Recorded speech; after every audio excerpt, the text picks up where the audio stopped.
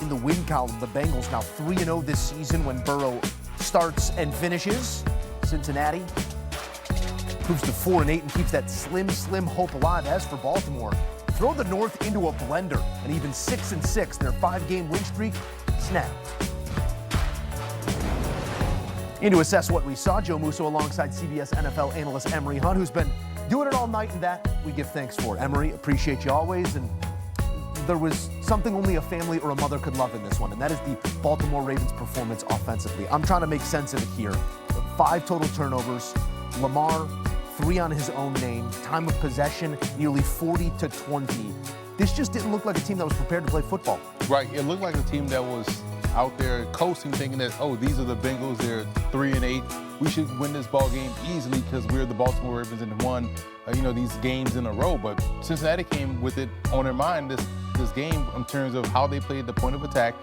Baltimore really couldn't dominate in the run game, and on defense, they had issues in getting pressure on Joe Burrow. So shout out to the Bengals for doing a great job up front along both sides of the line of scrimmage. And we came to this game talking about how the Ravens were playing really well coming into this ball game. The defense had locked in, and I thought the Ravens were going to not lose another game throughout the rest of the way once Lamar Jackson came back. But playing like this, where Lamar Jackson had issues in identifying a hot receiver off of blitz, juxtaposed to Joe Burrow being able to correctly identify where the right place to go to football, and how careless they was throughout the game. This was a big play. That could have got them the lead in the ball game. The self-inflicted wounds. This took a touchdown off the board. The slight push off for the offensive pass interference. All of those things prevented them from blowing the game open, and the defense just got worn down over the course of 60 minutes because their offense didn't help them out. To your point, Burrow was seeing the matrix in this one pre-snap. It was the high-level stuff we expect. Like he kicked some rust early on and then played that level of football we've come to expect from the former first overall pick. Some of those throws in the second half were full-on Joe Cool stuff. We'll get there in a second, but we got to talk about the other quarterback here, Lamar Jackson, because yes, he might not be at full health.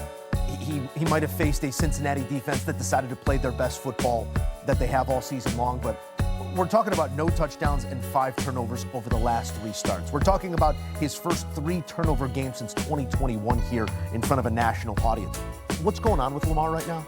He's in his own head, and this is someone that has lost so many fumbles. I think he has the most lost fumbles since 2020, and when you have that problem, this was a bizarre play, and luckily the defense bailed him out. But you can't put the ball in the turf, and I think that's something that used to creep up with Lamar. Not necessarily the interceptions, it was always the fumble. That right there was when I learned that the tuck rule doesn't exist anymore, but that was a fumble. So those plays took points up off the board and put the Ravens team in a bind. And when you are looking at an offense that's supposed to be predicated and led by their quarterback, and he's out there turning the ball over, you can't get any continuity going because they're looking for you to have success, and you're the one that's participating in your own team's demise in a way by putting the ball on the ground. So this is a bad game for Lamar Jackson, probably the worst game I've seen him play collectively his entire career, because it was the fumbles, it was when they needed it, and it was a significant game. Now they go from being 4th in the playoff picture to 9th right now because of the loss. Yeah, this throws the division up in the air right now.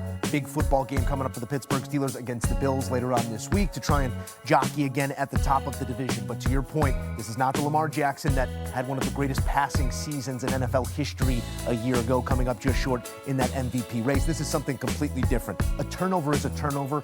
5 of them is going to be hard to survive, but 4 of those being fumbles seems like something as well. Interceptions may be a little bit easier to overcome than fumbles because we had the football, and now we don't. An interception, maybe sometimes you're trying to make something happen downfield and you just can't. Let's talk about positivity in terms of getting that ball downfield. That was the second half for Joe Burrow. 24 of 46 in total, 261 and 2 touchdowns. The dot over the middle, recognizing a mismatch from the slot, dealing one to Yoshivas. I'm sure we'll see it here shortly on the cut up, but another great ball here. How does he grade out in your eyes in his return to action? A+, because where he really separated himself from Lamar Jackson on the opposite side, is third down and also versus the blitz. The Ravens tried their damnedest to blitz him all night long. He always had the right answer and was able to identify the most ideal matchup and get him the football.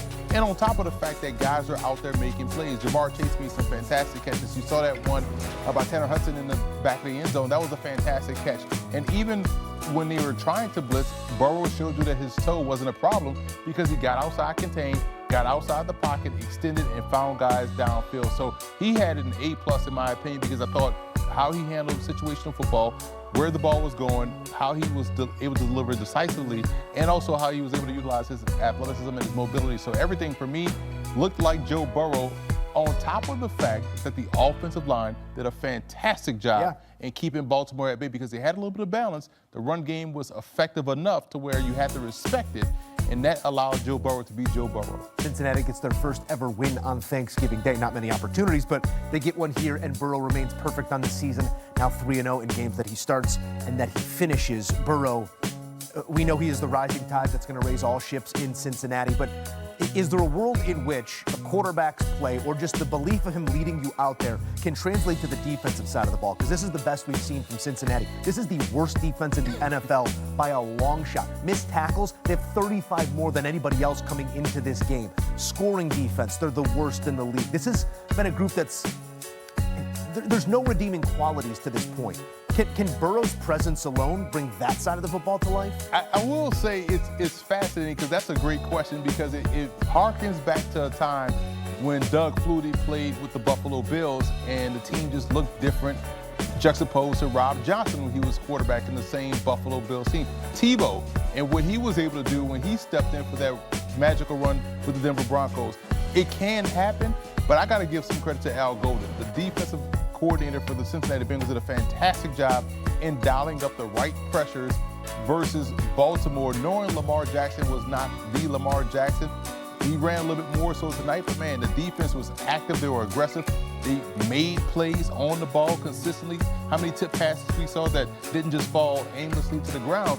The Bengals were able to find a way to get that ball in their hands and turn the ball over and just staying aggressive throughout the game. So yes, Burrow can raise the level of, hey man, we got our guy back, let's ramp it up a little bit, but I have to give credit to the defensive coordinator, Al Golden, and those guys on defense for doing exactly what they needed to do to secure this win. Yeah, credit certainly deserved there, and that is something that it's a welcome sight.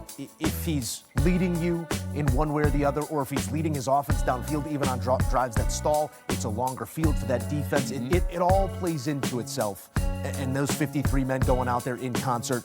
With Joe Burrow, you're always going to be better if you're the Cincinnati Bengal. Again, their chances slim to none. They find themselves in the exact same situation as they did a year ago. They rattle off that win streak. They don't get the final result that they need in Week 18. Maybe it's a similar situation.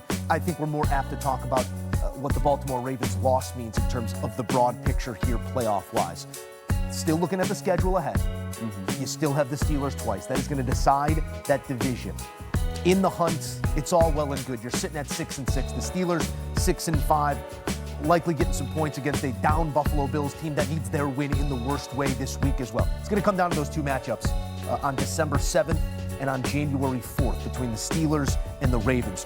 Which one of these groups do you favor right now, seeing what we just saw with the Baltimore Ravens? It's crazy because the Ravens lost to the Chiefs, they lost to the Texans, they lost to the Bills. So their only chance to get in is by winning the division. So they have to not only beat the Pittsburgh Steelers twice, they got to beat the Bengals once the next time they play them, and they have to beat the New England Patriots because they have no tiebreakers to really win a wild card spot. Their spot has to come from them winning the division, and it became tougher tonight because they lose a divisional game to Cincinnati, and now their only pathway is to not look like they look tonight, go out there and probably be better throwing the football, have to be better versus the blitz. They may not be without Nate Wiggins. We'll see what the severity of his injury is. So they got to be better and excellent. They have no room for error the rest of the way. We've been waiting for MVP Lamar to arrive. Well, it's not.